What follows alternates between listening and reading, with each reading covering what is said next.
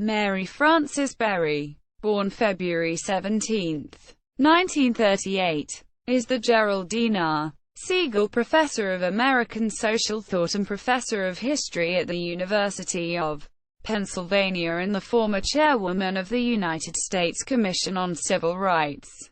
She is also the former board chair of Pacifica Radio.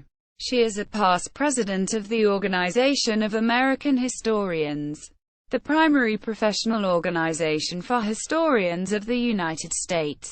At Penn, Berry teaches American legal history. Before coming to Penn, Berry was provost of the College of Behavioral and Social Science at University of Maryland, College Park, and chancellor of the University of Colorado at Boulder. She received Ph.D. and J.D. degrees from the University of Michigan. Early life and education. Berry was born on February 17, 1938, in Nashville, Tennessee. She was the second of the three children of George and Frances Berry. Because of economic hardship and family circumstances, she and her older brother were placed in an orphanage for a time. Berry attended Nashville's segregated schools, graduating with honors from high school and attending Fisk University in Nashville, where her primary interests were philosophy, history, and chemistry. Berry transferred to Howard University, where she received her bachelor's degree. Following this, Berry studied at the University of Michigan, received a Ph.D. in history from the University of Michigan and a J.D. from the University of Michigan Law School.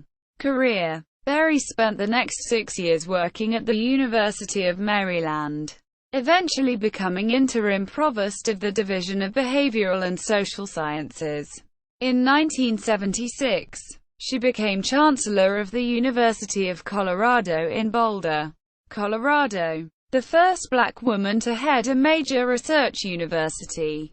In 1977, Berry took a leave of absence from the University of Colorado when President Jimmy Carter named her Assistant Secretary for Education in the Department of Health, Education, and Welfare, according to Paul Glastris.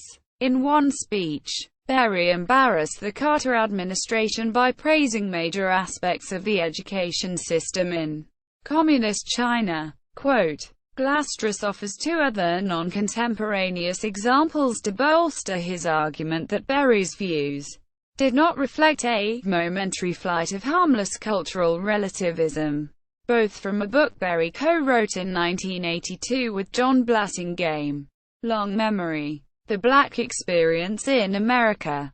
In one instance, they described Great Society efforts to promote family planning in black ghettos.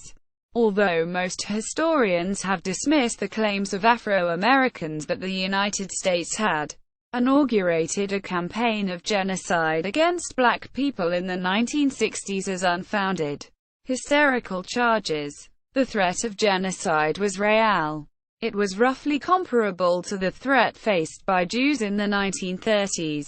Regarding American blacks' lack of interest in communism in the 1920s and 1930s, Berry and Blassingame wrote, subjected to a massive barrage of propaganda from American news media, few of them knew about Russia's constitutional safeguards for minorities, the extent of equal opportunity, or the equal provision of social services to its citizens. Quote, in 1980, Berry left the Department of Education to return to Howard University as a professor of history and law. Carter appointed her to the U.S. Civil Rights Commission, where during her tenure she became involved in legal battles with Carter's successor, Ronald Reagan. When Reagan attempted to remove her from the board, she successfully went to court to keep her seat. She clashed frequently on the commission with the Reagan-appointed chairman, Clarence M. Pendleton, Jr., a fellow African-American and a former swimming coach at Howard University. Pendleton tried to move the commission in line with Reagan's social and civil rights views and aroused the ire of liberals and feminists. He served from 1981 until his sudden death in 1988. In 1984, Berry co-founded the Free South Africa movement, dedicated to the abolition of apartheid in South Africa. She was one of 3 prominent Americans arrested at the South African Embassy in Washington the day before Thanksgiving. The timing was deliberate to ensure maximum news exposure. In 1987, Berry took a tenured chair at the University of Pennsylvania, while continuing to serve on the Civil Rights Commission.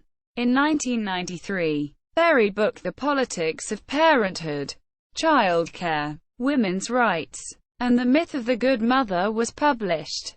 Reviewing the book in the Christian Science Monitor, Laura Van Tool stated, Berry presents a dispassionate history of the women's movement, daycare, and home life, showing the persistent obstacles to economic and political power that have confronted women as a result of society's definition of them as mothers.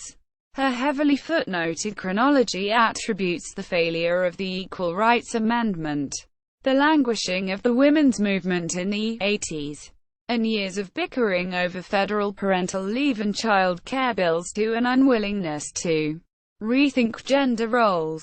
In 1993, Berry was also appointed chair of the Civil Rights Commission by President Bill Clinton, who reappointed her for another term in 1999.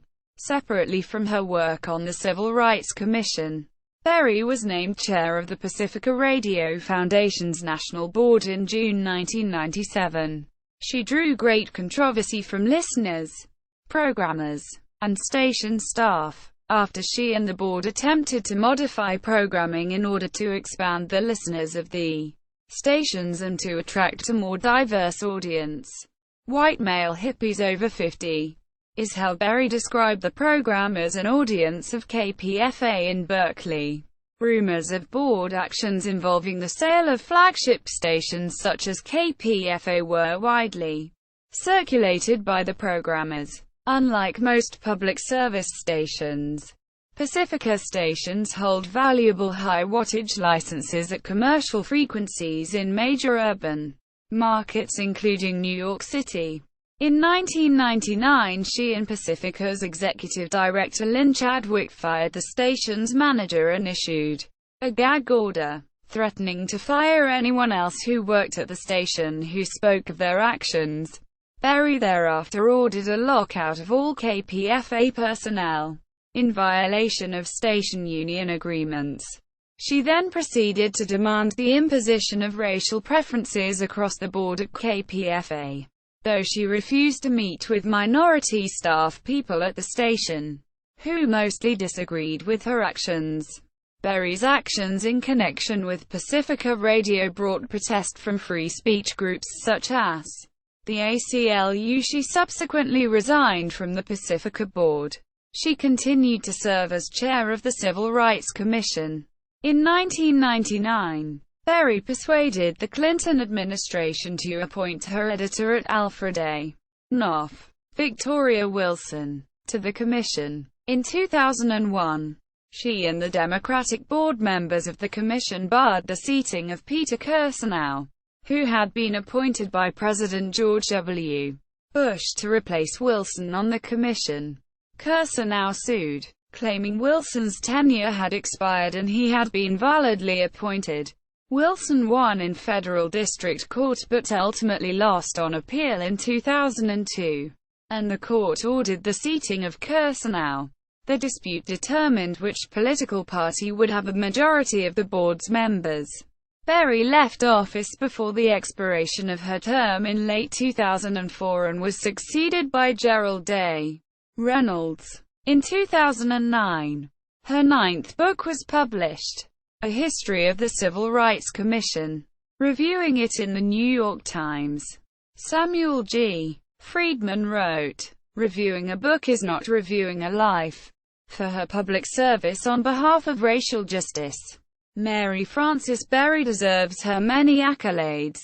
But on the evidence of and justice for all, she may have been the wrong person to tell a story that obviously matters to her so deeply.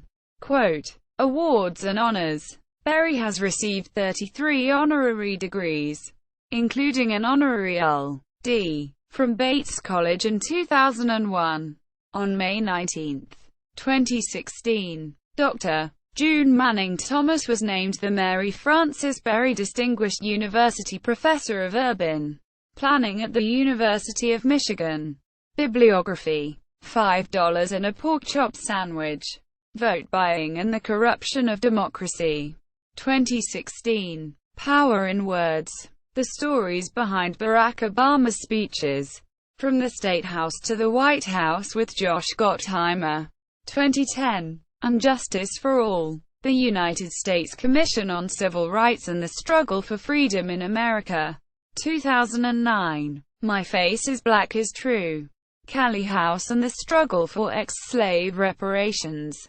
2005. The Pig Farmer's Daughter and Other Tales of American Justice. Episodes of racism and sexism in the courts from 1865 to the present. 1999. Black Resistance. White Law. A History of Constitutional Racism in America. 1994. Org. 1971. The Politics of Parenthood, Child Care, Women's Rights, and the Myth of the Good Mother. 1993. Why Era Failed, Politics, Women's Rights, and the Amending Process of the Constitution. 1986. Long Memory, The Black Experience in America, with John Blassingame. 1982. Stability, Security, and Continuity, Mr. Justice Burton and Decision-Making in the Supreme Court. 1945 to 1958. 1978. Military Necessity and Civil Rights Policy. Black Citizenship and the Constitution. 1861 to 1868. 1977. Sources. NNDB. Includes photo. Official site. Appearances on C-SPAN.